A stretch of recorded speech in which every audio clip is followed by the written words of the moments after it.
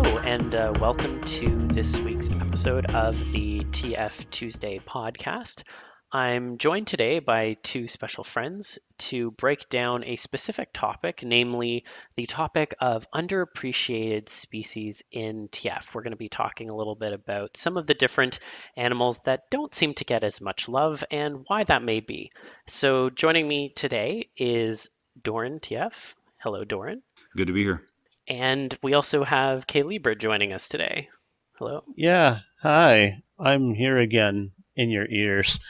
You are coming to everyone's ear holes loud and clear. Yep. So yeah, underappreciated animals. I mean, I hear a lot of talk about that sort of shit. There's a bunch of... There are enough people that people say, oh man, I wish we would see some more rare shit. And you never really do. Because somebody has to make it, and a lot of people, want to make the things that are generally popular, which is fine. Just that when it comes to what's popular, you're also going to have that bleed into a lot of artistic interests. And if you're going to talk about why certain things are overused or used too much, I think that has a lot to do with how furry is and how there's a huge overlap between furry and transformation fans. You're going to have a lot of people who are going to want stuff that everybody already likes. So it kind of feeds into itself, and it's a little hard to break, especially if you feel like you want to make something new, but it may not get a good reception or any reception at all, which can hurt motivation to want to share that kind of thing. Yeah, and it's interesting. I always find that when it comes to these underappreciated species, again, like you said, people speak of wanting to see more of it, but not necessarily really actioning on it in any sort of particular way. And one of the things that, and maybe this is an outdated way of looking at it, but one of the ways I always think about different species is if you ever go to the transfer website, they have their artwork broken out by species. And so you can see exactly quantified into a particular number how many pieces they have for each species. And you have some of these that, like, there are some on this list that literally have 0. And I always find it funny that, when people say, oh, this one's really underappreciated, usually that is one that has actually a decent number of pieces on it. It's the ones that have like single digit numbers that I am always really interested in, because those ones you don't even hear people saying, I wish there was more of those, because no one is saying anything at all. Yeah, it's the unknown unknowns thing. First of all, there's a lot of animals, and a lot of them we aren't even aware exist, or we don't have a lot of them in mind, because there's so many, and out of sight, out of mind, all that kind of shit. But yeah, that's true. And I don't know, maybe that also comes down to there isn't enough of this really can be code for some people, but of them saying, like, I just want way more of this saturating, my attention. Yeah. Because I say I want frogs, and I want a lot of frogs, but I also want them in a particular way. It just so happens that it's not that little, but at least, I don't know, again, I'm looking at the furry circle thing because, a lot of people will be looking inside of that general space eventually. And man, when I've tried just to see, like, what frog stuff is there, I'm like, holy shit, there's a few of these things that I haven't seen, and there's a bunch that I have. Like, holy shit, there actually is very little of it. Like, still, in comparison, the ratio is way smaller. Maybe it'll go up because frog popularity is going up, so yay for me. It's funny, actually. I'm just looking here again on my very unscientific transfer site. There is 195 pieces for frogs, which is actually more than crocodiles and alligators put together, coming in at 150. But I do agree. I think, like, when we think about content more broadly, like looking at Fur Affinity and Twitter and So Furry and those other kinds of platforms, particularly given that they're updated more commonly, it is fairly rare to see frog transformation stuff, although it has been increasing lately, like you said. Yeah, and no doubt that has a lot to do with, because I was thinking about this too. The popularity of an animal and how much they are beloved has, to do with a few things that they have in common. This is also not extremely scientific, but I think there's some basis in it to say that it's very important for things to look approachable, like on its surface, not have a stigma, and to also be able to make some kind of noise. Hmm. So if you don't have any of that shit going on, you are not going to really like it, at least societally speaking or something. Culturally speaking, I should say, not societally speaking. Culturally speaking, snakes are bad. Culturally speaking, frogs are Yeah. gross. And fish are mindless food organisms. There's a real anti-scale, anti-amphibian bias. Yeah, I apologize to any fish listeners we may have. I'd love to see like the actual fish listeners, and I'm not talking about like fish attributes like mixed in with something else. I'm talking about fucking fish. Like do something fun with a fish. Isn't there someone who has a salmon sona now that I'm thinking about it? I feel like I've seen that art before, but like that's like the only person that comes to mind when I think of like fish. I did see a realistic looking catfish the other day, and that's the first time I've ever seen one like accurately portrayed. I'm curious, when you were saying that there's not stuff out there, like as far as finding frog stuff and then not really finding what you're looking for, what do you mean? Like biological traits or? Okay, so when it comes to what I want to see versus like I'm going off a mix of how I feel and feelings I've seen expressed in a bunch of streams that I've done and and artwork that I've posted. So some people will say, "Oh man, I can't get enough of these," or "Yes, more, more." That's on top of whatever's already there, and that's happened with a number of things that already have a decent amount of popularity or a fan base around them. So applying that to myself because I have a bias. Mhm. I'm going to want to see things in a certain way, in the way I like them. So when I say frog transformation, what do I want to see? People turning into like full-on frogs. It's fun to see. It can be amusing. It's not something that I find like the most appealing. And if I talk about like frog transformation, I want to see like frog monster girls, and not necessarily like the frog furries with like, they try to angle a human head like out of a frog one, Mhm. which can look weird when you start to take it to certain places, but it's all about execution. And so I say that the short version, I know I would like to see more of a certain way of something being done. That's what I really mean. And I think a lot of us are inclined to feel like there isn't enough of something when there is, but just not the way you like it. Mhm. But I guess like thinking about frogs in general, I mean, obviously you're talking about more monster frogs. I guess my question that I think would be interesting to dig a little deeper into is like why? Like why are frogs considered gross as an example for society? And then why is it that then, as a punishment, you get stories in mythology like, the one where the princess has to kiss the frog or whatever. Like why do you think it is that we have at society tried to kind of put that into one bucket of unfavorable, and then the transformation community to some degree has kind of gone along with it? Because like with, for example, donkey TF, obviously there's so much donkey TF around. That is definitely something that's seen by society as quote unquote humiliating, but the TF community has kind of subverted that. But you don't see really the same thing with frogs. I don't really see a subversion with the transformation community about a lot of things, to be honest.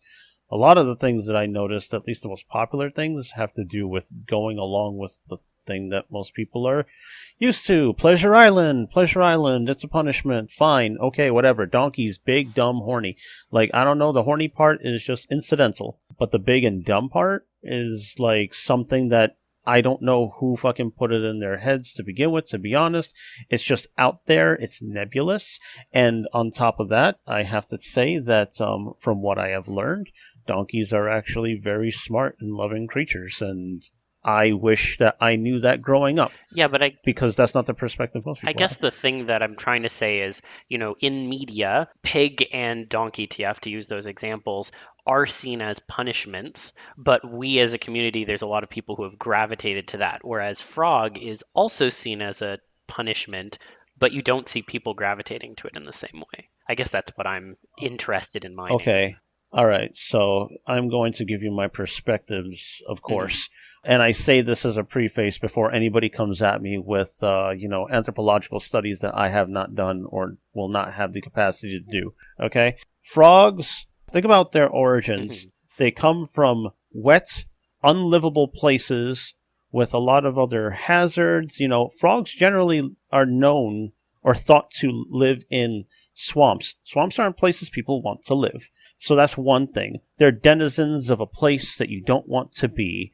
And also, they look weird. Frogs are really fucking alien. The more you learn about frogs, and the more kind of frogs you find, the more you're like, wow, I can't believe this is a real thing on this planet. You would think somebody would have just fucking made it up. Like the fact that, from the way frogs reproduce to the fact that they actually undergo a transformation, they are fucking alien. All right? And because they are further removed, like way further removed from what we are and what we know, and familiarity lends itself a lot to appeal. Donkeys are big things that we are close to. We know them to be a certain way, so that's familiarity in that way too. And points for just, I don't know, they have an appeal because they're cute. They can be cute. I think they get a little bit of their build is cute, but also they are kind of unsung heroes. Like back in the day, I mean, obviously now they kind of just stand around and look cute, but we use them historically throughout human history as a way to protect other livestock. Like a donkey will straight up kick the fuck out of a mountain lion or a wolf or any kind of large predator. I think that's something we've kind of they're basically the unsung heroes of the TF community. Yeah. But again, they don't have that because there's a very specific idea that's permeated the idea of what a donkey is, and that's just the idea, which again is unfortunate because it does narrow the perspective of a thing, and you want to talk about subverting something and the community or the fandom subverting it. Again, it's not really done. I have yet to see a donkey character where it's just now I have the ability to protect my loved ones or be really cute for them or have the strength to be able to achieve this goal or do this work. That's not there. It's big, dumb, horny, and is an escape, which is fine, in its ways. Just that's really the biggest idea. But I guess when it comes to me saying subversion, I'm thinking less about what you're describing and more about society as a whole has viewed these kinds of things as punishments that people should be warded away from. I mean, you look for examples in Shakespeare with Midsummer's Night's Dream, when Puck gives the guy the head of a donkey, that's supposed to be this hilarious farcical thing that everyone should be laughing at. No one is supposed to be going, oh yes, that's what I want. Whereas there are definitely a sizable number of types of transformations that are seen favorably in both society and the community, whereas the community has taken donkey TFs and made it a thing that lots of people want. I guess that's what I'm saying when I say subversion. I'm not saying necessarily subverting how society views the animal. I'm saying subverting it as being kind of a punishment into something that is desirable. I suppose. In a way, it's the sort of thing where you have somebody who wants to be an animal in the first place is a subversion, because animals, as we perceive them generally, are lower than us, despite us actually having our own place in the animal kingdom. We're not actually separate from them. Our circumstances are just extremely different for the most part. Okay, so why? All right, why is frog still a punishment? Probably because there's no real appeal, I suppose, in what being a frog could be. It's really about the stories that you're told. All right, so it's stories about punishment. A loathsome, disgusting, slimy frog set to live only in the places, the dredges, in which humans are not meant to exist, nor would they ever want to. They swim amongst disease and filth and dangerous creatures, and it's all right. And then if you have that going down for decades and decades and decades, you're who the fuck even wants to be a frog for play? They're small, they're weird, they're gross. I don't know anything about them. Yeah, there's no familiarity, there's no appeal, and the conversation around them is almost always a negative one, not even playfully. So then, if you are someone who enjoys frog TF, I mean, I know I do, I know you do, is there like some sort of a way that they should be reframed to try to appeal to other people? Or should we even just say, like, fuck that? Maybe they won't ever be a common species in TF, but that's fine. We like them just the way they are. First of all, as much as I'd like to see more, it doesn't mean I think everybody should be doing more, but I would like it. It's not a prescriptive statement when I say, I want to see more frog stuff. What I can say is that there has been a reframing going on in general lately with a lot of creatures, and it has to do mostly with knowledge and actually, keeping an open mind and being able to change your perspective on something. Yes, that's another reason, and I'll get into this like probably later because it involves exploring unused creatures, but it's another reason I like Monster Girls. The thing about frogs lately is that they have been reframed as these very cute, interesting pets. Frogs used to have, for instance, like, you think of a frog, you see one in a cartoon sitting around looking kind of head empty. They, flick their tongue out at a fly, and boom, they get flies, whatever, right? And head empty. But frogs have been shown in a bunch of different ways. They're silly little creatures. They are silly little creatures who can have an unusually difficult time getting something that's barely moving. It's hilarious and it's adorable. All right?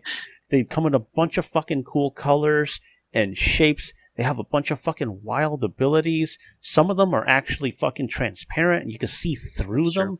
And it doesn't even look gross. It looks fascinating. It's like a little living machine, And those are real and they're fucking cool. And they're being shown off this way because now you can't. That's something I've always kind of wondered about, like historically, like the punishment angle, but then like in modern day from the TF perspective, if you look at like a werewolf, you're bigger, you're faster, you're strong, you can tear things apart. Are there any examples for frogs or whatever kind of underused animal TF that kind of do that? Like I'm trying to think, if you get transformed into a frog, like what are your superpowers at that point? Or is that just something that doesn't ever really get brought up? One of the things I've noticed that some people have tried to do to make frogs more appealing is they've looked to more fictionalized portrayals of it. And the one that I have seen a lot more recently is there's the Pokemon Greninja. And that one, the whole like appeal is, yes, it has a massive tongue, but it's a ninja, so it's like cool and fast, and also it still does all the things a frog can kind of do, and also because it's a Pokemon, it attacks things. So like I have seen at least that reframing.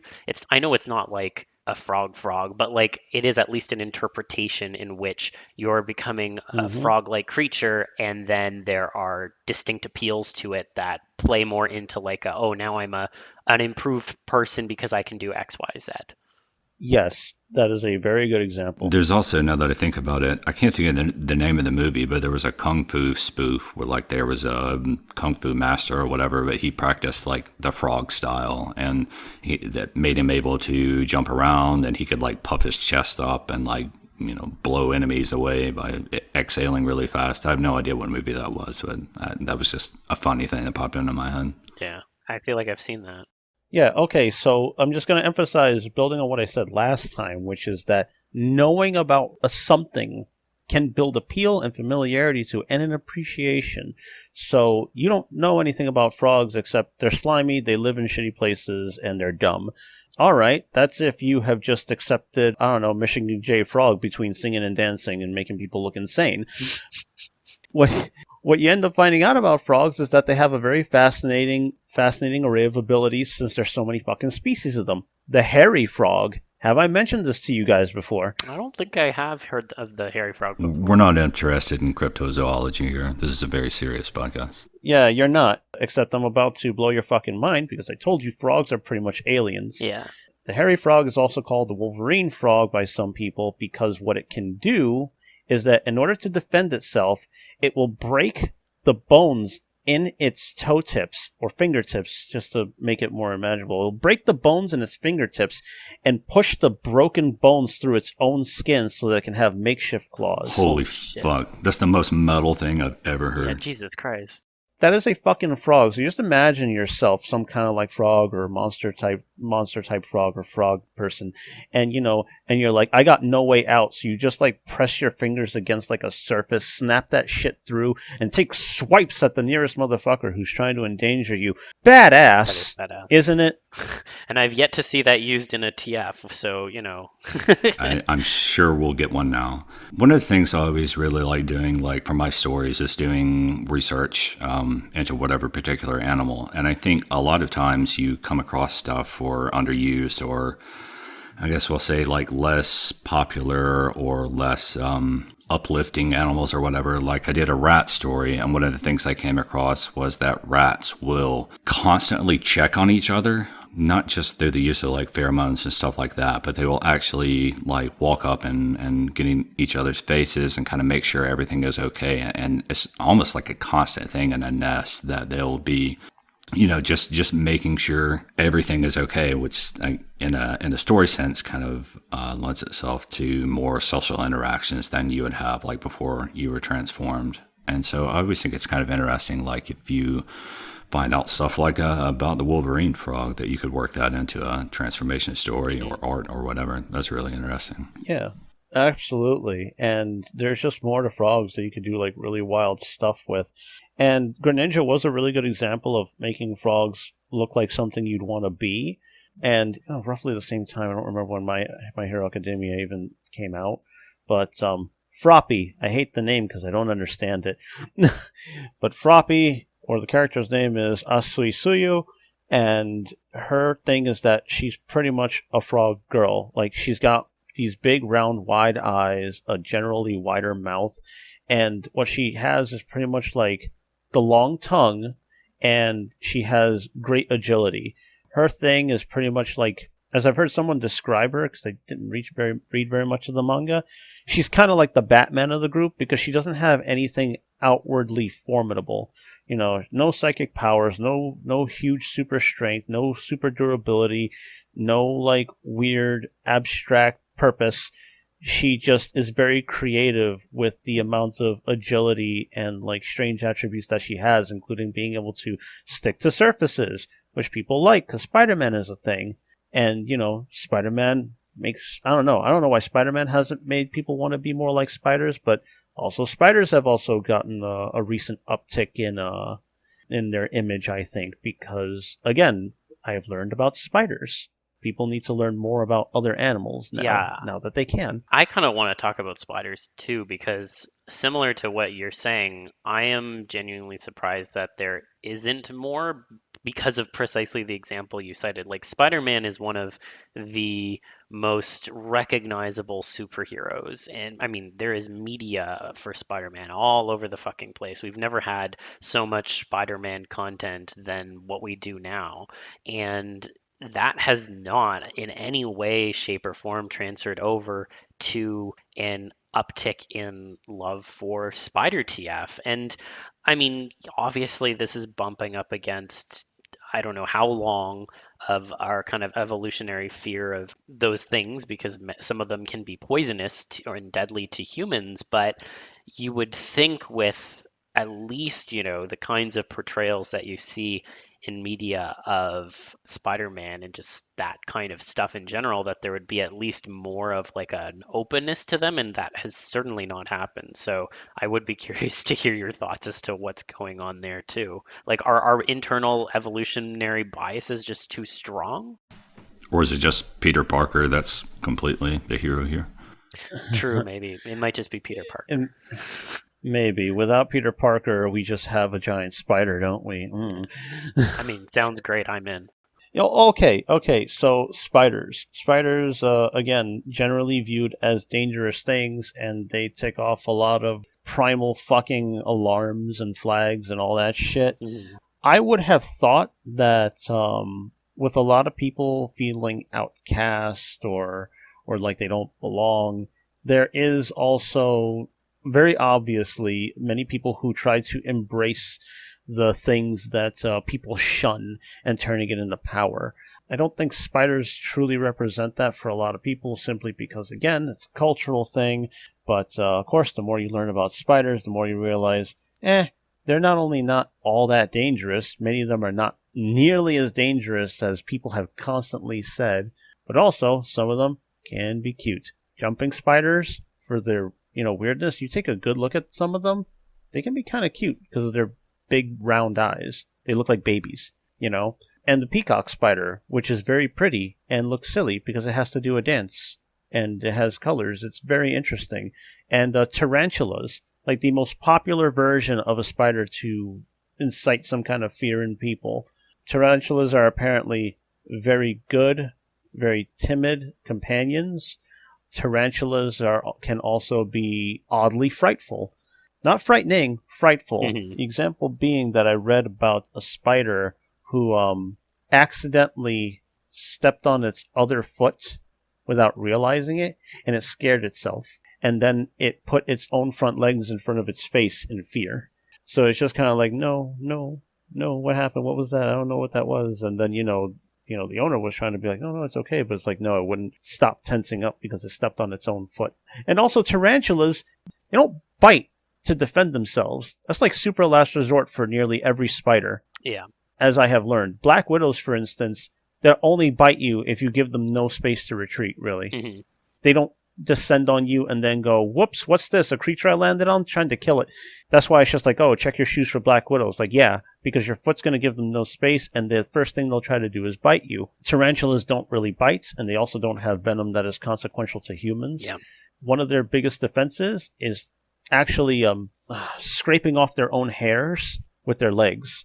The hairs are fine, so they float in the air. And if they get into your eyes, they're an incredibly effective irritant. Oh, interesting. I didn't know that. That's what tarantulas do. Huh. So then I guess, obviously there has been kind of an overreaction in a way to some of the threats that spiders can pose. And I guess I'm thinking back to our last episode and our discussion around epigenetics. Is it possible that, and I guess this to some degree extends to frogs, but when it comes to spiders, is it maybe just the fact that because we've kind of had this selection of, I guess, for lack of a better term, like genes or behaviors to be passed down that are so fearful of spiders that it just causes it to be something that just is permanently within our culture? For spiders, I guess, it's really hard. Okay, people will say, oh, the wolf spider, and I look up the wolf spider, and the credible sources all say, yeah, the wolf spider isn't really something you need to think about. I think about them quite a lot because I have those fuckers in my basement, and occasionally they crawl on my couch and get on my shirt. And I am extremely pro spider. I will not kill a spider. I don't really kill much of anything in my house, but those motherfuckers need to chill. None of this is relevant to TF, by the way. It is, because you want to know why you would want to be anything like a spider. Okay, so first of all, there's the conflation with insects, and so that distinction is just mashed into, what do you think of with insects? Commonly speaking, flies, roaches. What's the most popular insect transformation movie you can think of? Yeah. Does that look fun to you? Yes. No, it's not. Yeah, exactly. But who are you? I'm a weirdo. Yeah, this is true. You're just... Oh, yeah, you're the weirdo.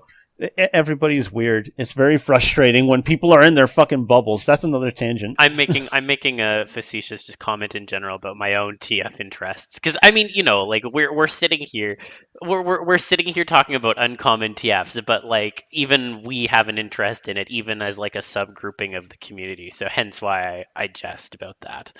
Okay, because, okay. My problem with popular things like werewolves is that I have seen them done a lot of times. Is it fun? Yeah, it can be tons of fucking fun, but it can also be very, very samey, okay? There's a lot of ways that I've seen it done. I want to see other things. I want to see the interpretation of, where certain things will have to go or what will have to become what in order to make the transition. Mm-hmm. I think frogs are fascinating because they come in so many different shapes. I think that spiders and insects offer like a real stretch of the imagination. How do you want the exoskeleton to form? You know, things like that. How many of these traits do you want to mix? If you want to mix them at all, you also have to like adjust analogs. I want to see different things because transformation is. I want to see more things. So when people say, oh man, we should really have less popular animals, I'm sorry to tell you guys, but popularity is a thing that spans across all kinds of people. All right. Anybody who has a media hookup is likely going to get the same sort of impression that many people already have. You have to break the cycle yourself somehow, or at least do a little more to contribute to it instead of, I want to see less kinds of this and more of that. You got to do something about it, right? And there's only so much time anybody has. Mm-hmm.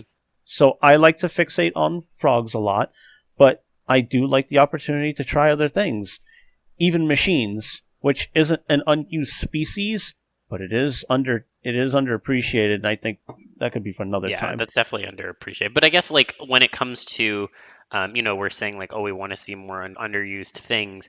Does it also have to then be an interesting species in general? Because like we've been talking about frogs and spiders and how, they can be very fascinating from the perspective of those species. What about something that maybe doesn't have as much to say from an interest perspective? And maybe I'm about to I got one for you already. Okay, because I was going to suggest like clams or mollusks. Like, I don't know. Oh, clams or mollusks. Sure, but let's go even more basic that gets fucking overlooked. Just fish. Yeah. Fish. Because you mentioned fish at the beginning, but like I really want to test you guys and just think about it. A fish, the idea of a fish is so fucking ordinary. It can breathe underwater and it can't be on land. Ooh, but holy shit. Don't you want to know how, human to fish could go or human to fish traits could go? Mm-hmm. Haven't you ever really thought of how that could look? And that could be fucking interesting. Mm-hmm. Sometimes you get some really good shit. Bloodborne's fishing Hamlet has like really fishy stuff, and it's very amazing what they did. And I love their monster designs for that shit. Pretty much all their monster designs are great. Yeah. Bloodborne slaps. Yeah. In general. Yeah, they make werewolves and everything else really cool. And by the way, if you haven't looked real closely at the rats used to be people. Yes. Yeah. Go play it again and look at it, folks. Yeah, it's game of the year every year, okay? Yeah, but fish, wouldn't that be interesting? Sea life is fucking abundant too. Well, the one thing I was just going to say, there is one caveat to the fish point, and the caveat that I'm going to say is sharks don't fall into that category because there is a plethora of shark content. But I think by and large, the other fish, yes, this is true, and it's sad. Like a shark is an apex predator, and a lot of TF is, I'm not going to go as crude as to say like fantasy fulfillment, but this becoming more powerful than a person is. Mm-hmm. And, yes. One of the things that is just as interesting to me about physical transformation is the mental stuff, like the traits that you would pick up. And none of them thinking about it, like certain underused animals, like go back to spiders, I'm going to pick on them again. But I'm sitting here thinking like, well, the bloodthirsty animal and all this stuff, but that's not really what you could get out of that. You could say spiders are incredibly patient creatures, which is a positive trait. Just like one of the things I learned that spiders do, how like you can find like webs on things, it's like, oh, cobwebs and shit like that, right? They're not always just building webs in any little corner. If you find stray strands, what they're doing is that they are attaching their strands to a surface just in case they fall. Spiders will leave strands in a bunch of different places if they think they're going to need it, because spiders' adhesion, I think is the word, is not perfect. They know that they could just fall off a surface, and they really don't want to do that. And their backup is to stick little webs on surfaces so that in case they do, they're just like, whoops, and they recover. Oh, and another thing, there's something called dry bites from spiders. Dry bites are pretty much what they sound like. They bite without excreting any venom. The reason they do that is because, again, they can be clumsy and they're aware of that, so they will use their own mandibles to try to steady themselves if they feel like they're losing kind of grip or traction. That's interesting, don't you think? I also think like one of the really interesting things about TF is not just like looking for a positive trait that an animal has, especially an underused animal, but a very, very negative trait that lends itself very well to writing in particular. Like if you look at like a salamander TF, that was, I can't remember the name of it, but there's one salamander that I think is built as like the slimiest animal on the planet. It's just like more like mucus secretion than like an octopus or something like that. And that's interesting to me because it's a very unwanted change from the person doing it, and having to figure out like, okay, how do I adjust my life now that I have to, I have a lot of trouble picking things up now, and while that's not an easily appreciated trait, it's easily appreciated from the sense of being something that can add tension or conflict to a story, and that's very appealing to me, at least. That's a good point. I think you can find the negative traits mostly very easily. I think the challenge would be to find something that is either less known or identifying something that people overlook. So if you want to talk about being terribly slimy and you want to talk about mental changes, if you want to keep it a little condensed into what we've talked about already, frogs will try to eat anything they can fit into their mouths, including each other. Frogs are cannibalistic too. Yeah, they are. So that's news to me. Yeah, so just imagine having this urge, like, you're hungry and you're just like, why do I want to shove a toaster in my mouth? Why did I try to swallow my partner's arm just now? It's like it actually got down my gullet and they just like pulled it out and it's just like, holy shit, what the fuck were you doing, You're like, I couldn't help myself.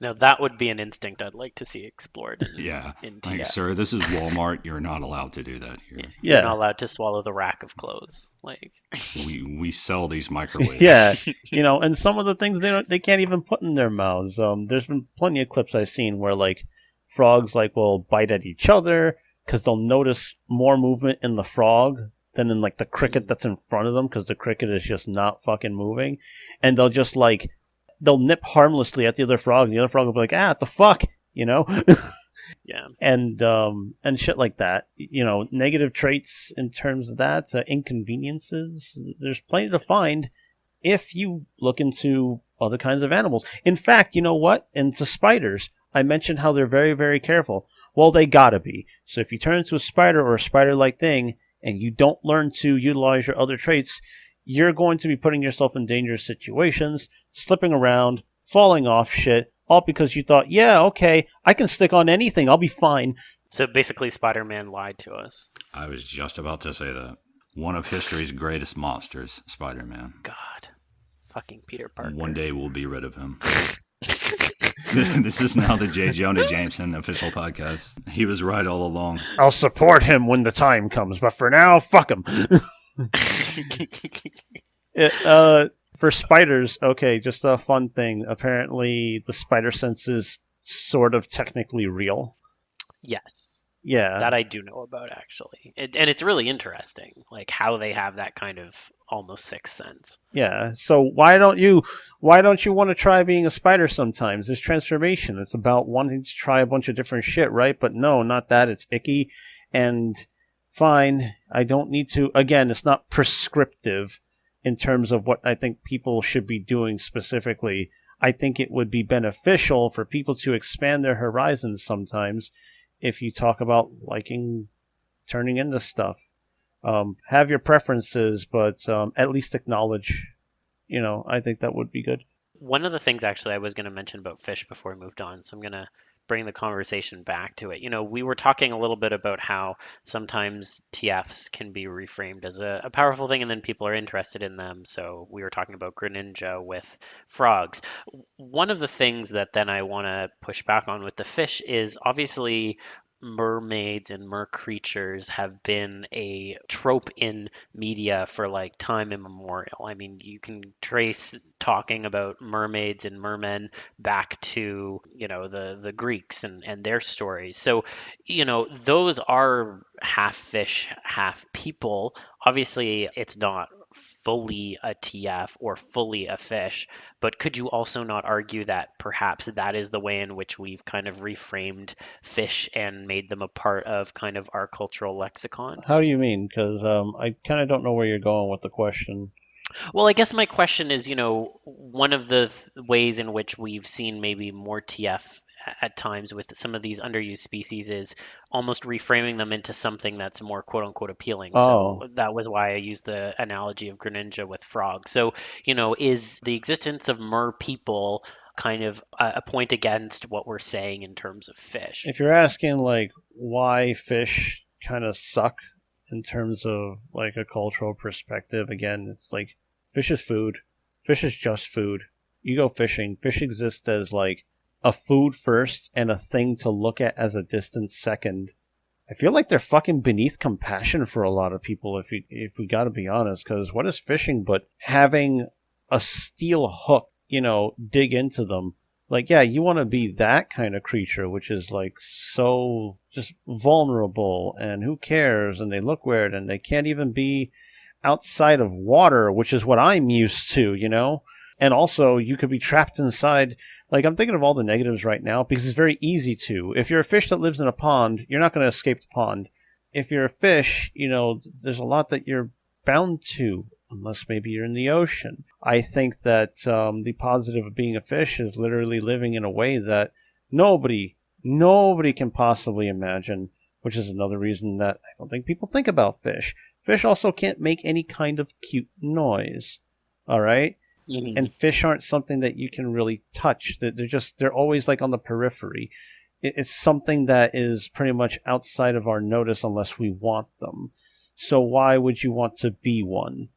Even other than that, like going even beyond the appeal of just that, like I've always wondered, what is the appeal of mermaids? Is it just historically, I guess, like Brothers Grimm and everything, like they were the top half is like a very attractive lady or whatever. But why fish lady swims around in water? Like, what is it about that captivates? Especially kids, right? Like kids are always fascinated by mermaids. Yeah. I wish we had our guest from episode 2, Duck, on because I know that he's a big fan of them. I mean, if I can posit a potential explanation, I'm not like a huge Merfolk TF person, but there is definitely somewhat of an appeal regarding being able to transit in water so easily because a lot of, when you're growing up, one thing that a lot of people do tend to do is learn how to swim, at least, especially people on the coast, I guess. And, being able to transit those depths, but also still be somewhat of a person, I think is what appeals to a lot of kids. Because, like you were saying, Libra, like, the ocean is like this completely separate thing that we can't really transit through. So, we don't really think of fish as anything because we don't go through there. But it is also a source of fascination. I mean, there are parts of the ocean that we still haven't even fully mapped as a species now. So, there is a sense of like, well, if I had this form, I could transit through it and fully explore it in a way that I'm not able to do as a person. And having that semblance of personhood combined with, the fish-like properties of a merfolk, like that can be seen as an appeal to some people. Yes, and the thing about being merfolk is the sheer convenience again and again, familiarity. There is an entire half of a person, pretty much the whole half that most people care about. You get to have that, and most of the time you get to have the benefit of existing in some way out of the water without being harmed. If you want to talk about why they like it, generally speaking, the look of a mermaid is inoffensive. At best, it can look incredibly pretty, but at best, you're just kind of like, well, look at that. That works, So that's one reason that merfolk, instead of just like straight up fish, can be appealing because they got, again, the huge familiarity and also like, oh, wow, what if me? Because you could put yourself in the position of something where all you got to do is replace your legs with a long fin. Yeah, they're very anthropomorphized. Yeah. So again, familiarity. They can sing sometimes, they could talk, whatever. They can do a number of things that we can, which is helpful for being liked. Mm-hmm. A lot of us do not like different things. And again, ironic, But yeah, mermaids get the best of both worlds. They have like an exotic, generally elegant look. And wouldn't it be great if you could be a fish, never mind a merfolk, and begin to understand the water? Because despite our attraction to the water and our ability to exist in it and around it, we are so fucking scared of it. Yeah. Because as far as we know, it's an abyss. We have never fully... We have begun to map out the universe itself better than we've mapped out our own ocean. Okay, well, I wouldn't go quite that far, but I do take your point. No. Apparently that's it. Really? There are scientists that say that the ocean is actually the final frontier, not space. We haven't even really gotten to really fucking figure out the bottom of our own ocean. I mean, yes, but space is so vast. Space is vast. Okay, no, space is vast, but they have been able to quantify and figure out the elements of things that we are never going to be able to reach.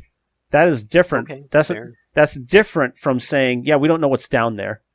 But up there, we have figured out that elemental components of this is that, this is made of this is made of that.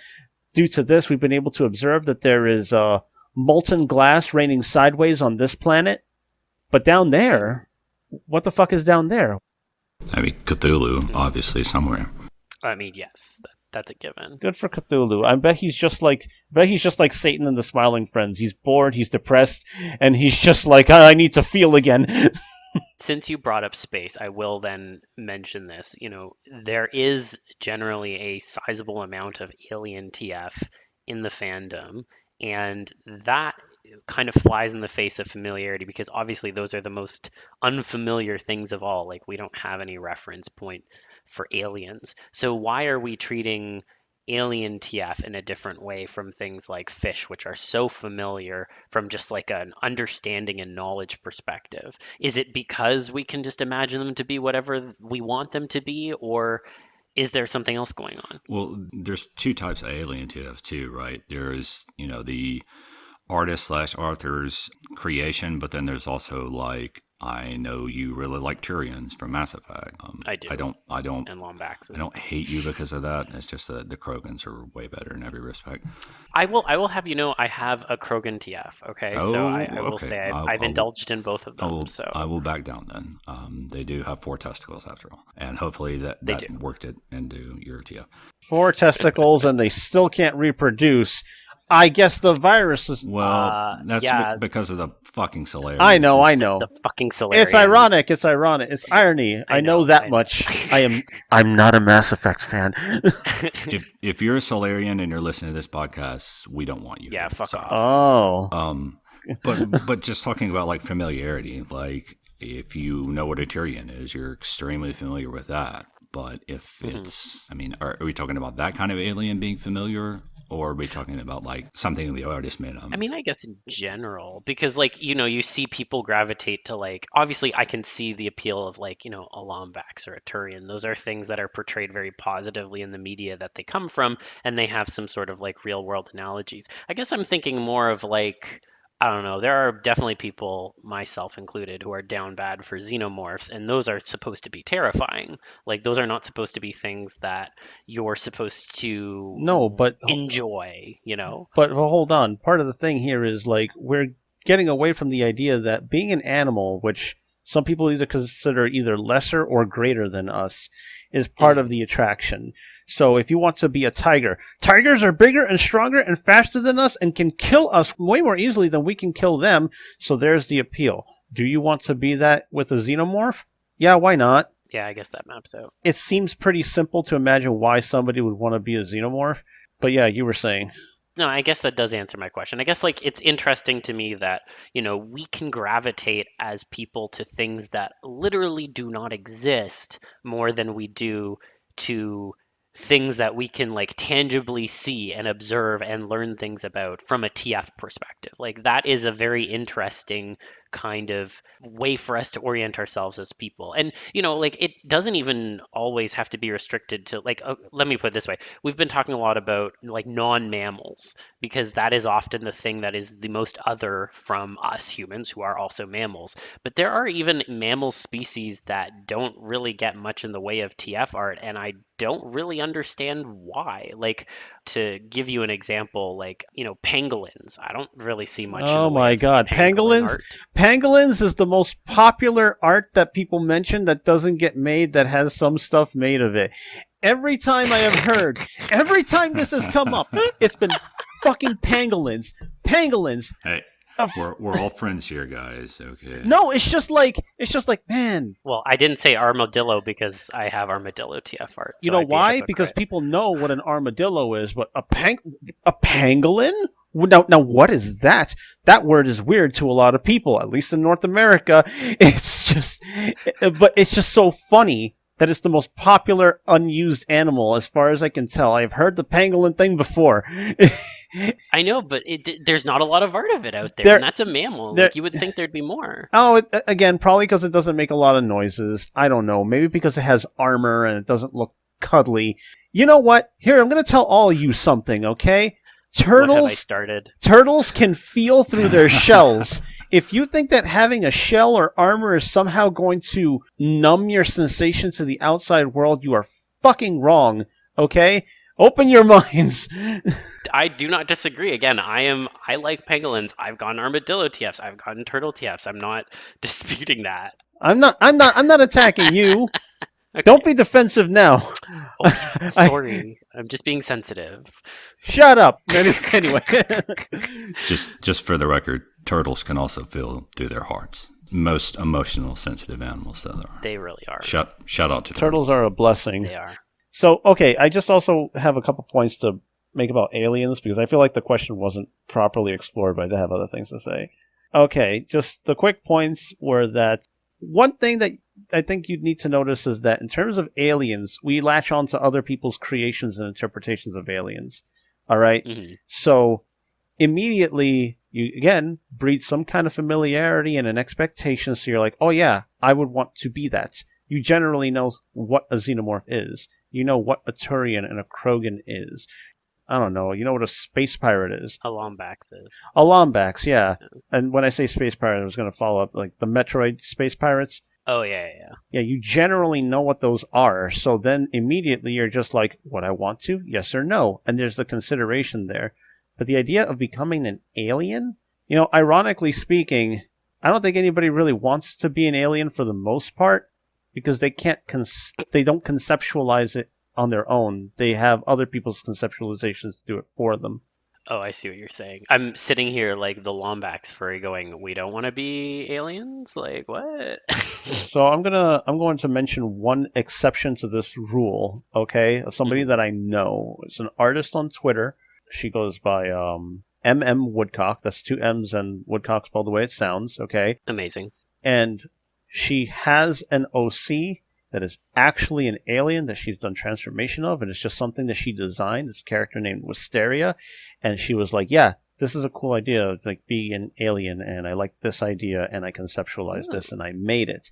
She is the only one I can think of who has explored the possibility of being, a cosmic being, or at least something from another world, and turning into that. And I would think that it would be cool if people would, instead of thinking about that, try thinking about your own conceptualizations. Yes, even if it's based on somebody else's idea, see what you could expand on with that. The fun thing about transformation is, I like this, but I can have it in this way. And that's another reason that I think it's weird that there's a lot of unpopular animals, because, fine, what if you like the fact that spiders have many legs? Oh, but you don't like the needle-like hair appearance that they can have. Don't have it. I don't like that they have many eyes. Okay, don't have it.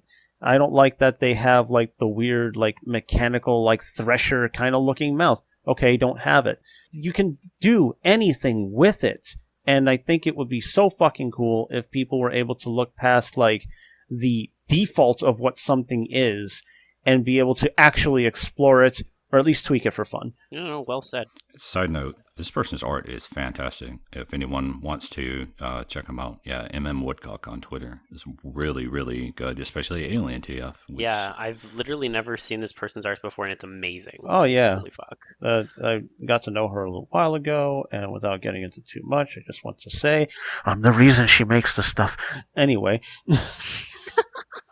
Well, she does great. She does great. Yes, she does. TF I'm stuff. very happy that. Shout out to her. Yeah, if you ever listen to this, I'd just like to say that I'm very happy that you decided to explore the concept and still like to play with it in your head every now and again. I think any little bit that you've decided to add into the pool of content and ideas has been really cool. I'm grateful for that much. So then I guess moving back to the underserved mammals. Okay, we'll move past pangolin for a second Thank because you. I know that's a sore spot. But here's another example. Tapirs. I very, very rarely see tapir TF. So what's up with that? That's a mammal. That's one that actually looks fairly similar to a lot of other ones. Still don't really see much of anything with them. Yeah, I was going to say, I would say maybe because they have a very funny nose, but then you do see a lot of elephant. Yeah, there's a lot of elephant TFs. Oh, but an elephant, okay, the thing of the difference between like an elephant and a tapir is that an elephant seems to like, for lack of a better term, commit to the trunk. The trunk has a very like particular specific use, but when you look at like a tapir's nose, you're kind of like, why would I have that? I don't get it, you know? It's their style, and by God, they fucking work it. Shout out to tapirs. Yeah, it's called fashion. Okay, like I believe the kids say drip now. There's also a difference in the fact that elephants have the perception of size and strength and presence. Tapirs don't have that. They're like weird little looking pigs. On their face, okay? On the general appearance, when you look at a tapir, what do you know about them? What do you think that they can do that you want to be able to experience? I want that nose. Hello. No, like aside from the nose, aside from what makes them look unique, what about them? I mean, so they live mostly in South and Central America, if I recall correctly, and there is a lot that you could explore in the Amazon if you were a tapir. So honestly, see? I would say that. See, now that's something that I didn't consider. It's not that I wouldn't ever want to try being a tapir for a while. It's just that I wouldn't have considered that, and I don't think many people would. And I think that this point can be applied to almost anything. Your ability to become something will allow you to go to places that you will never be able to go with a perspective you were never able to have. Someone please do a thoughtful, introspective, existential tardigrade TF. You first. What it would mean. Yeah, Set the standard. Maybe. I mean, just you TF into something that can live in space and is functionally immortal and would explain the human condition in a way that no other artist can. We'll see. Shout out to tardigrades. Tardigrades. Aren't they also called water bears? I think they are, yeah. Okay. I just wanted to make sure I wasn't mixing up water bear with anything else. But yeah, why not tapirs? Because, well, I think it's really cool to be able to explore the Amazon in a way that isn't like total bottom of the food chain, but also enough to get around and assert yourself. Yeah. So yeah, that is a good reason to want to be one, but otherwise they don't have like big strong hooves, they can't kick anything to death, they're not incredibly big, you don't know if they're super strong, they don't have like big sharp teeth to like pull hunks of flesh out of people, so why you want to be that? Unless you want to be like cute and cuddly, but not everybody wants to be that, and when they do, it goes back to like default stuff usually. I guess, but like they're also very similar to pigs in a way, and like you see pig TF everywhere. So it's like I also find that interesting that it's like tapir is pretty related to pig TF, but you don't see that crossover in the appeal. They also have a lot of integrity. That's exactly what I was going to get at. Tapirs do not have the reputation that pigs do, and what I've noticed, and anybody is free to argue with me, but when it comes to pigs, it's about a lot of humiliation, it's about a lot of subservience, it's about punishment, it's about pain. It is a generally terrible thing to do. I would argue that pigs are like a worse punishment than like frogs, you know. Wow, that's a fucking hot take right there. Yeah, and I'm not talking about like that I think it is bad to be a pig. What I'm saying is that in terms of what I would ask people if they want to be, they'd probably sooner not be a pig, because the idea of a pig is a filthy, disgusting creature. The best thing they're for is to kill and eat, you know? And they're fucking really weird, and, you know, some people embrace that weirdness, usually for, like, the sexual category and stuff. but pigs are not usually portrayed, again, in a very positive light, but they are very popular as a topic for transformation, just not for really positive ways. Charlotte's Web would like to have a word. Charlotte's Web's word apparently is drowned by the fact that you can have 10 titties on a pig girl, you know? I think that's a valid argument. You know, but like, come on, man. It's just like, yes, pigs can be very sweet. Like, oh, are they a little gross? Yeah, you know what else, like, fucking is kind of gross? Cats are fucking filthy, okay? Cats are filthy too. Wow. Yeah. Wow.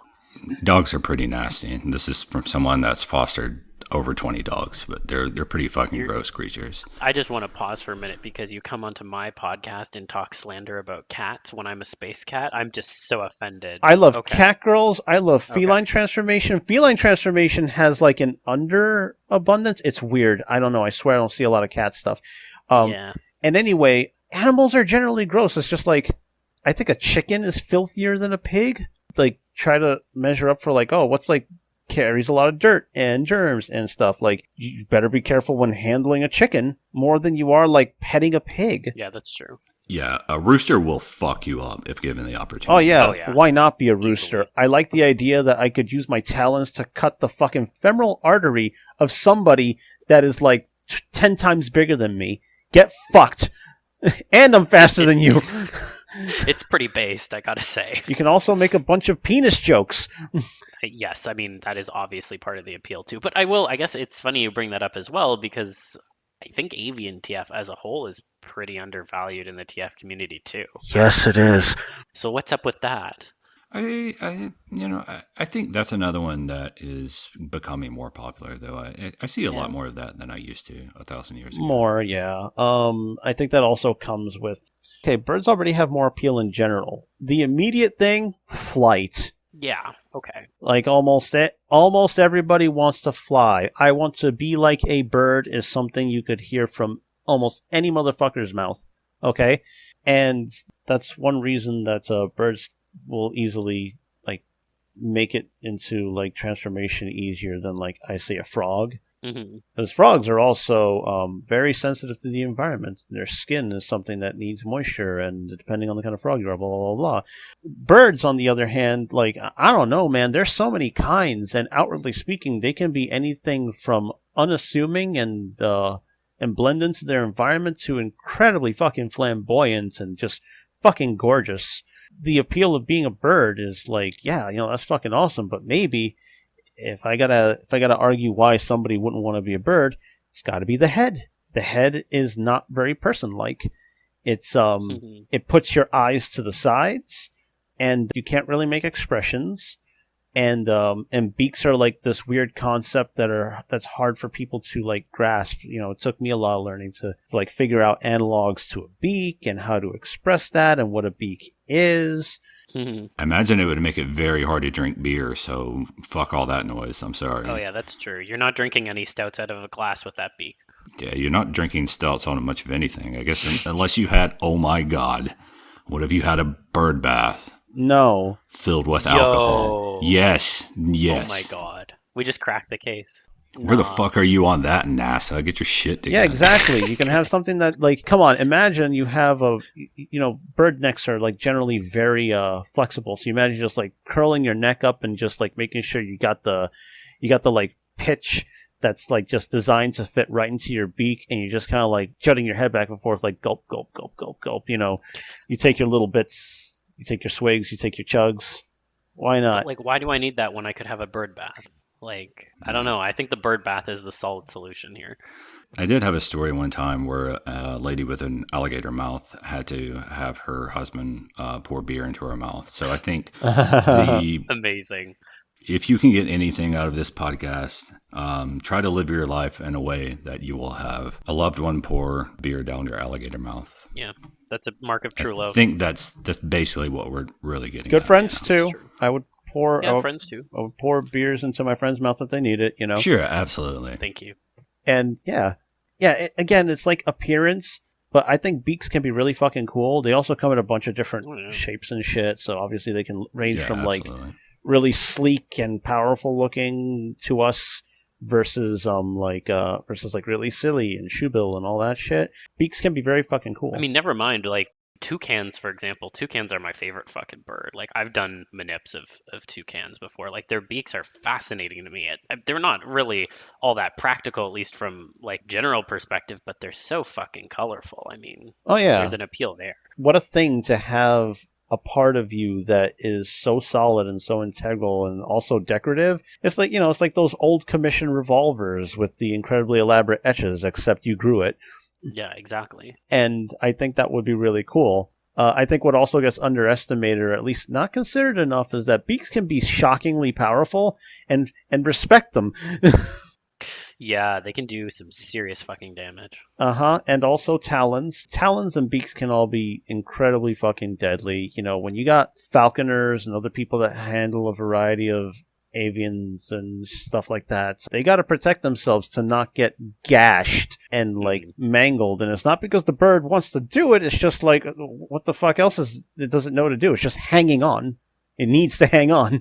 Yeah, then my question back to you then is, we were just talking about how sometimes with some of these TFs, it's like, oh, we don't necessarily see the appeal because it's not like getting bigger or better at something. For birds, they actually have a lot of things going for them. They can fly, which is not something we can do. You can have these like incredibly powerful birds like a red-tailed hawk or something. There are positive portrayals of those things in media, and yet still we don't actually see a lot of bird TF content. So I know we said the beak, but like I feel like there must be something else there that we're missing. Like, what is it that is not bringing people into it?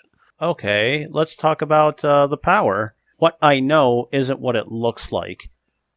Teeth are a symbol of power to us. They're a threat. Mm-hmm. They're dangerous. Things that have teeth can have appeal if you want to be them. Birds don't have that. And so you kind of dismiss it. You see their talons. Talons are identifiable to us as something that we would probably want to have. But then we think about the fact that if we want to be a bird, we would have to lose our arms. And yes, I know there are plenty of people who like to lose their dexterity or like the idea of it or don't mind it. Yep, me. The point is, if you have to lose your hands or something to like kind of feel the world with, maybe you don't want that. This is all supposition. We're just shooting the shit here. No one's saying we're like the ultimate authority. We're just postulating here. Well, and also another added benefit that doesn't get brought up in TF fiction a lot is the ability to anonymously and without consequence shit on my boss's car would be very advantageous. Yeah. You could do that, but you're easier to spot on a camera. Not if I was a bird. But you do less damage as a bird. That's the limits of your imagination, my friend. There's a lot of damage you could do as a bird. Yeah. A bird that stops by Taco Bell on the way to the parking lot that's a realm of violence that we're not prepared to deal with as a species. It's true. Okay, like a bird's revenge, by the way, final revenge, you could almost say. I learned that birds damage the hulls of airplanes. Oh yeah. Yeah, birds are fucking metal. You like the shrike where they take insects and literally impale them on thorns. Yeah. Yeah, birds don't fuck around. I think that's another reason. I don't think about this enough because, again, my perception changed a long time ago. Birds can be seen as a pest. Birds can be seen as pests. Yeah, that's true. Yes, we try to keep birds out of our spaces because they'll shit on anything. I'm like, but they're just being the way they are. But that really can sink into your biases without you noticing it. So why would you want? Or they'll steal. Yeah. Or they'll steal your chips on the beach. Yeah, birds have actually a negative reputation. They're annoying. They're loud. They shit on everything. And then you're kind of like, oh man, I guess nobody really likes birds that much, do they? Mm-hmm. It's kind of sad, I think, because I think the general theme is it's very easy to stay within our comfort zones, but it's not kind of done mindfully. My perception has become that we don't necessarily stay in the comfort zones because we know we like them so much as we don't want to deal with anything else. Whether it comes to learning or challenging your perspective or just trying something fucking new because it takes effort. It's why popular things stay popular. It's actually a fucking mathematical constant at this rate. But I see no reason to not try against that. And yeah. Yeah, and I think, just to like say a more positive note, I mean, I do think that we as like a group of people who are interested in transformation, as I've said many times before, I think that lends itself to an openness of the mind, not always, but in a lot of ways. And I think that, the more you immerse yourself in transformation and think about some of these things and listen to other people's perspectives, you may find that you're into things that you wouldn't have thought originally. And I think that part of what we try to do on the pod is to continue to bring those different perspectives. So, like, I hope that people can take away from this conversation that say, for example, there can be an appeal to frog TF. There are, these traits that are interesting and maybe you want to explore those, or for fish, or for spiders, or for tapirs. Like, I think there is sometimes, like you said, we stay inside our comfort zones, but not necessarily because we're not looking to branch out of it. We just don't always see information brought to us in a way that's digestible. And so I hope that we've been able to do a little bit of that today. Yeah, I hope so too, because I do like seeing new things. It's why I don't really indulge much in like werewolf content or like the donkey stuff. Like, I don't really indulge in a lot of those things, mostly because I don't find it very interesting anymore. It's been done so much. So much. And I think it would be so fucking cool to just see other things. That's mostly it. I do like my own set of things. I have favorites. Just, like, I still want to see other things. That's why Spring was a good movie, for instance. Spring is a great movie. Spring was fucking great. Watch it. When did Spring come out? It was like, what, the 2016? It was a while ago. Yeah, like 2016, something like that. Yeah, but like the Spring movie in like the mid, like 2010s. I recommend that movie. That is a fucking really good movie with exactly what you're looking for, plus really good themes, and it's just, there's no other movie like it that I can think of. We could spend a whole episode talking about that movie. I still, where I stand. I still stand that that's the penultimate TF movie. It came out in 2014, and it is billed as an American romantic body horror film. So if you have not seen that and that sounds appealing, you should check that movie out. You should check it out. And don't even listen to the labels, because I feel like it transcends all that shit. Don't listen to labels. Don't watch the trailer. Do not watch the fucking trailer. Yeah, don't watch. Don't.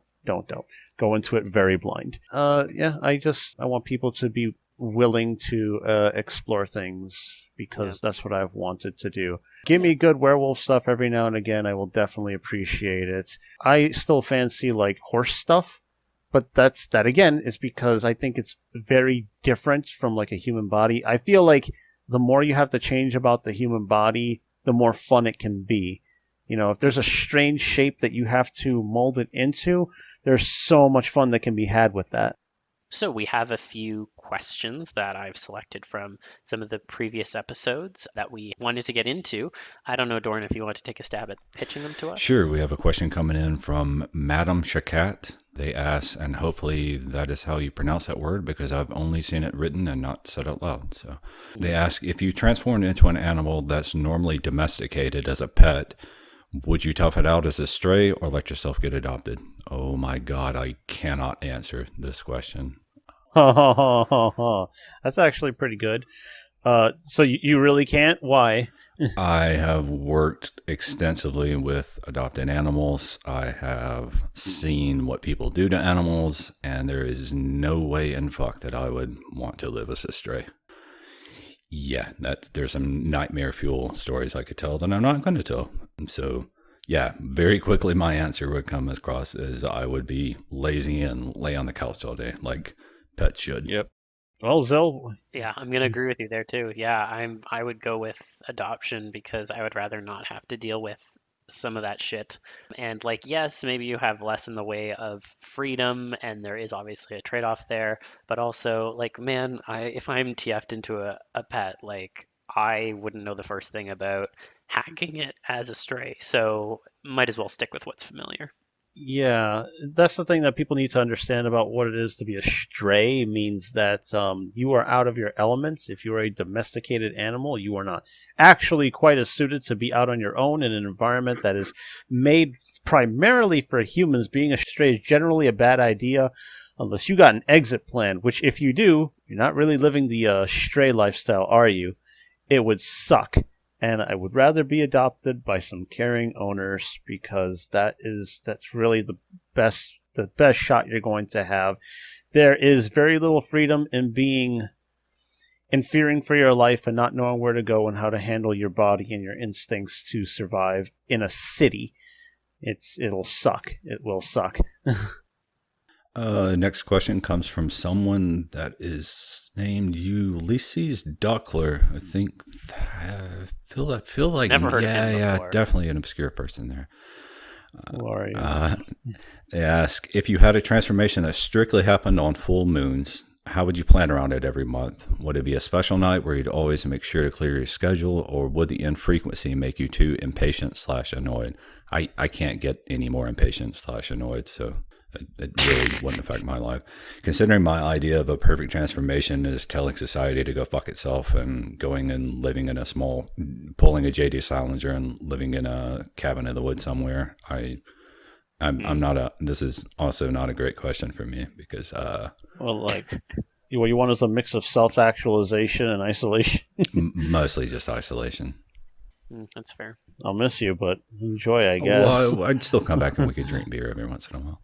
Okay, that'd be nice. I'm not going to deprive you of me. I mean, that would be cruel. That would be very cruel. I would be suffering. Okay. Yeah. I have to think about the question. I just fucking. I guess I'd try to clear the schedule and make it a thing, because I'll want to indulge in it as much as possible. And I wouldn't really be as impatient about it, but I will get incredibly fucking upset if something gets in the way of that. Just anything that gets in the way. It's like the doorbell is ringing, and it's just like, yeah, that's when the urge to kill will actually rise. Like, leave me alone. Yeah, I agree. I think it definitely also depends on like the species you're becoming, because my default answer would be yes, clear the night in the schedule, and like over time probably the infrequency will make me a little annoyed, but also like the species is a big part of it, because like if you're going for like a traditional werewolf route, you kind of have to be more like careful about clearing your schedule. If you're becoming like, I don't know, a fucking wombat, I mean, there's less in the way of an urgency towards like being careful about others. So not necessarily. The fact that you go from like human to other animal can be a problem of all kinds. It doesn't matter if you be lethal to the people or not. Of course, but I feel like the actual like impact of this question changes depending on whether or not you're a lethal threat to other people or not. Yeah, but like I guess what I mean to say is like if it's not even like an animal, like to use a wild example, if I'm a were-couch, do you think it matters if I clear my schedule or not? No, it doesn't actually matter. It's just going to happen and I'm going to sit there, right? So, that's what I mean when I say the impact of the question matters. I will say, though, that the benefits of being able to schedule time for your transformation means that you can actually plan out to make it really, really fun or good. That's true. Yeah, so like, what if eventually you can figure something out with like a partner or a friend or something like that, or just time it where you could be at an event. It's just like, oh shit, I can actually go to like this convention like this. Let's do it, Yeah, that's true. Oh my god, I would totally hit up MFF. Oh yeah, you would be the most popular motherfucker there. Oh yeah. Yeah, see what I mean? Yeah. No, I agree. Good question. Yeah, very good question.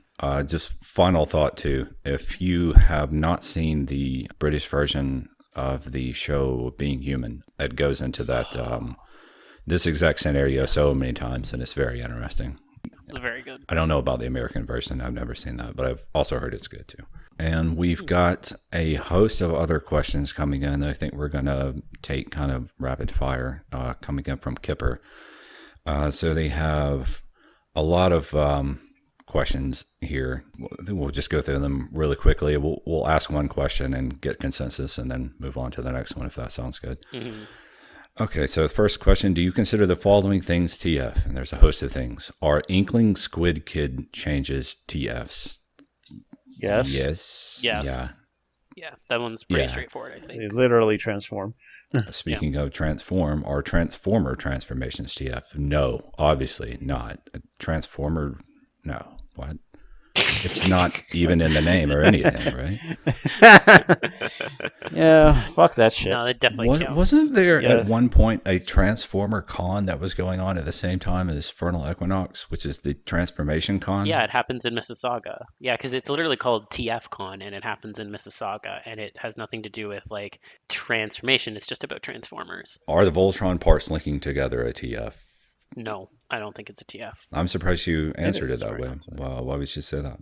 It's just not. I like it's yes, things are coming together for a TF, but it's like what's the word? It is It's not like a it's not like a person changing. It's a thing changing. Yeah. That's and a like, transformation. I know we just talked about Transformers, but like those are like ostensibly people. I don't know enough about the Voltron if they were just like being piloted, right?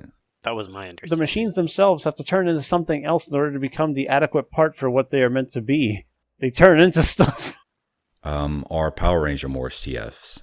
Yes, because the Red Ranger recently TF'd into a DUI criminal, and the Green Ranger TF'd into a fundamentalist Jesus karate cleric.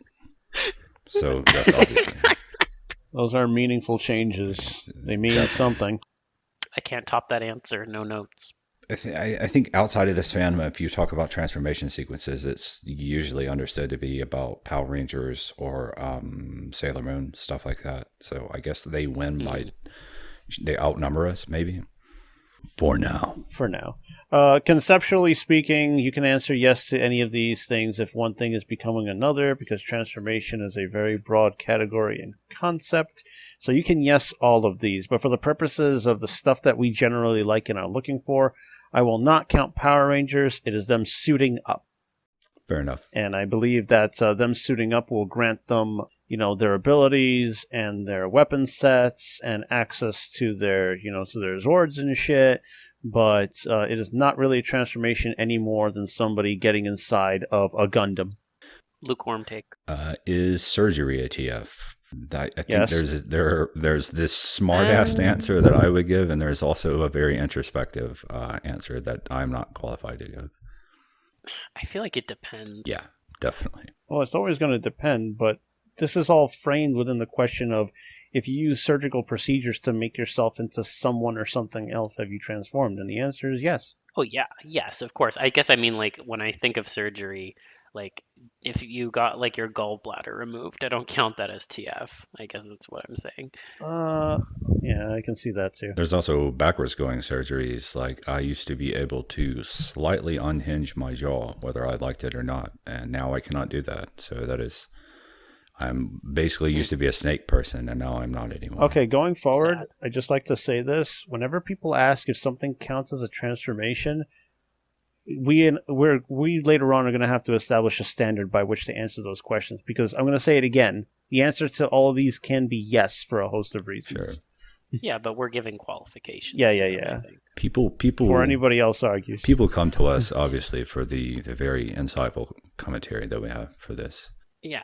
I mean, look, we're the council, right? Like we're arbitering whether or not these things are TF. So like it's important that they ask. Next question is character development at TF. Yes, I have had this conversation Yes. before. The Lord of the Rings is a transformation story. And if you want to write transformation stories that are very deep and introspective, the character development stories are where to look for. If, your character should not just be transforming into an aardvark.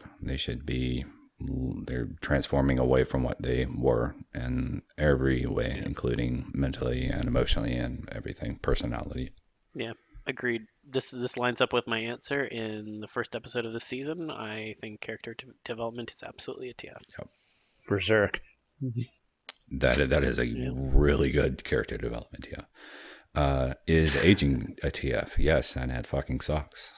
Yeah. Actually, yeah, aging brings on the transformation of a human being. If you're thinking about in terms of the degradation of our bodies and things like that, then yeah, that sucks. But I'm talking you literally go through developmental changes that affect the way you live, and people understate puberty sometimes, or lack thereof, or even just the fact that our brains don't have the ability to do certain things until a certain time. Yeah. So Mhm. aging is a pretty significant transformation, even if we disregard it. Also, Yeah. that Nazi that drank the water in Indiana Jones movie. I would consider that a TF, a very scary TF. Well, then that ties into the last question, Yes. doesn't it? I don't know how to answer this question in a intelligent way. Final question coming from Kipper is death the final TF? I think no one on the planet knows the answer to that. It depends on if you're religious and you still don't really know the answer to that, but let's hope not. This question is so abstract because I wonder, like, what you can become is you can become many things when you die. Mm-hmm. You can become memories. You can become memories, an influence, a symbol, as corny as it sounds, but you can. You can become a useful tool. You can become valuable data. You can become all of those things. And a corpse. So, and that's just speaking from like what little we do know when somebody dies. Because when somebody dies, if you examine them well, especially if they, to see how they died, you can actually save a lot of lives with the dead, and that's what you get to become. And so, yes, but again, this is like conceptually speaking. If you want to talk about by the standard that I'm going to assume we all share, then no, not really. It's like saying becoming like ill or getting like hemorrhagic fever as a transformation, because now you puke blood from your mouth instead of bleeding it from a cut. Yeah, no, that's fair. I don't have a more insightful answer than that, so I'm just going to default to that. I just want to use the word apotheosis just because I don't get to use that word very often. So that would be an example of if there is TF after death. Okay, wait. There's just one more thing, and it's sort of like a Parasite Eve 2 thing.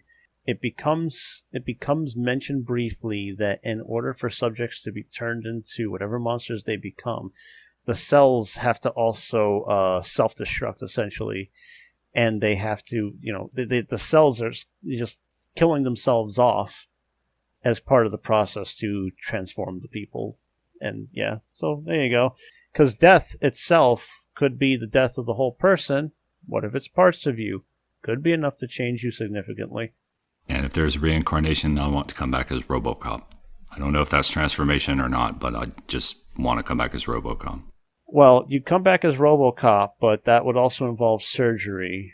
But you also wouldn't die, but you'd have to get shot up. Worth it.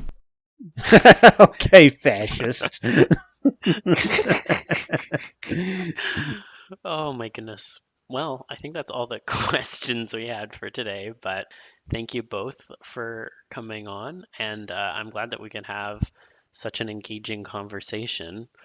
As we should do, and at the end of every episode, where can folks find you both? You can find me on FA primarily over at DorinTF, DorinTF. If you enjoyed listening to me ramble incoherently, there are hundreds of pages where you can read about me doing that. Very cool. Yeah, do read his work, especially if you get to come across. Please share your most recent story. That shit was really fucking good. And you, Libra?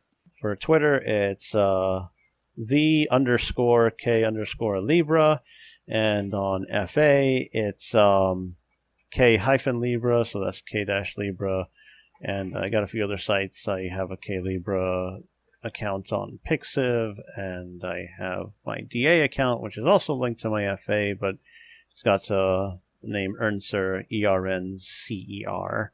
Yeah, those are generally places you could find any other places that I inhabit, like Patreon and stuff, on those through those links somehow. Nice.